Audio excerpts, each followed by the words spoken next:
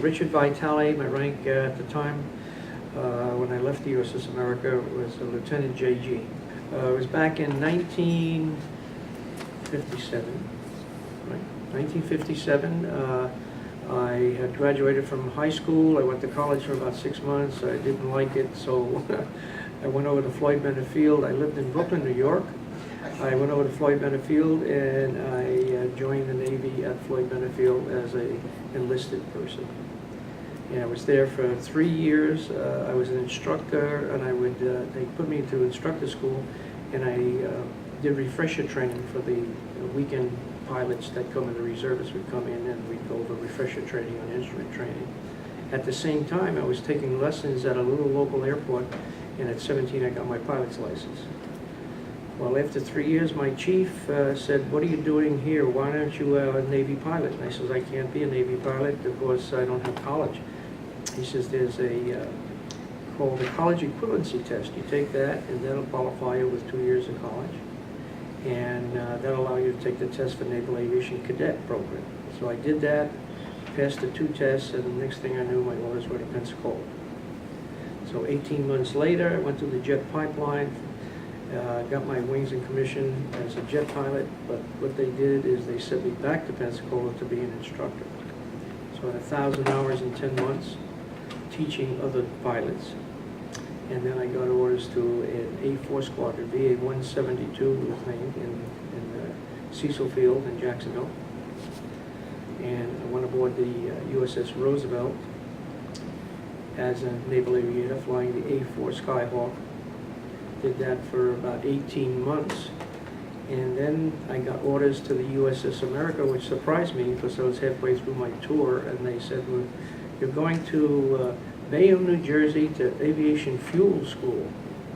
And I said, "Why would I go to a fuel school?" And they said, "We're going to train you to be one of the fuels officers, the second in command of the division."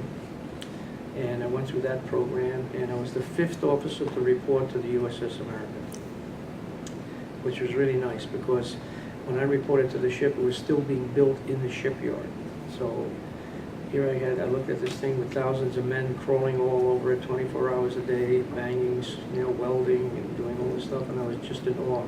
Because at that time in 1960, 63, by that time I was only 23 years old, and I couldn't believe how they could put this thing together, this giant aircraft carrier. So it was exciting times. So I worked with the shipyard on a daily basis, learning the systems, and it was exciting times. So it was nice. I went through the commissioning, and we went out to sea with a crew that was merchant seamen, because the shipyard still owned the ship at that time. And unfortunately, they didn't pass the test. We turned the ship down. He said, "Nope, it's not ready." And there was a lot of repercussions over that. We came around the end of the harbor, and they used to tie a broom at the top of this was a tradition, they put a broom at the top of the mast, where the radar mast was, and people would use their binoculars and said, "Here comes the ship," because of course they all worked on it. No broom.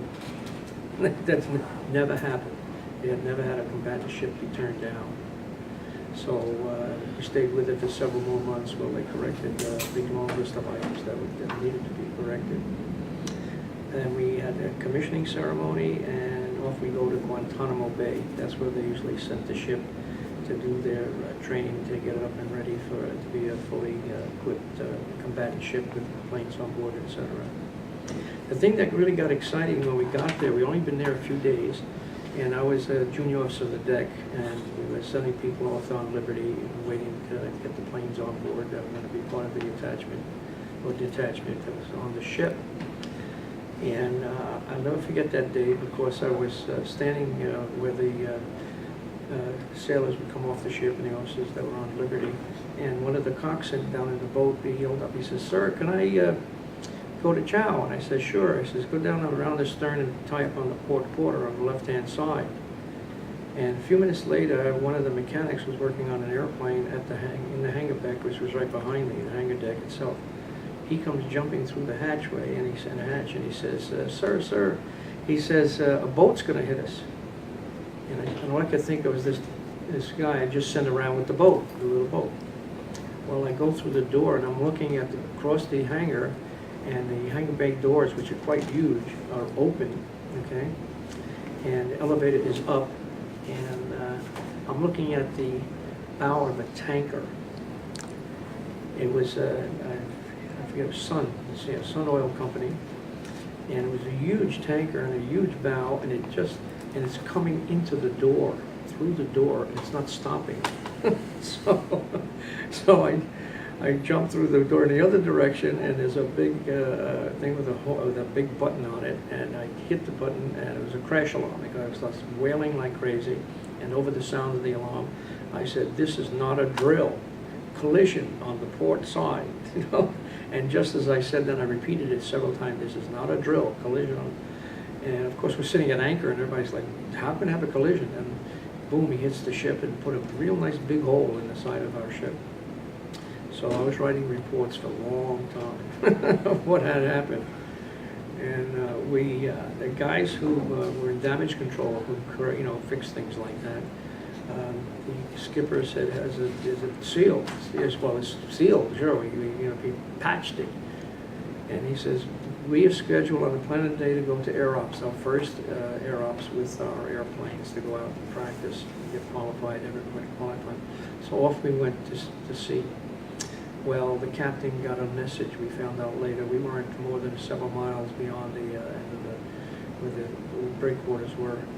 And the admiral said, "You bring that ship back with a big hole in it. You're not going to go too far flight ops with a big hole inside of the ship." And everybody said, "Uh-oh." But they fixed it, and off we went. So that was the initial big thing that happened on the ship.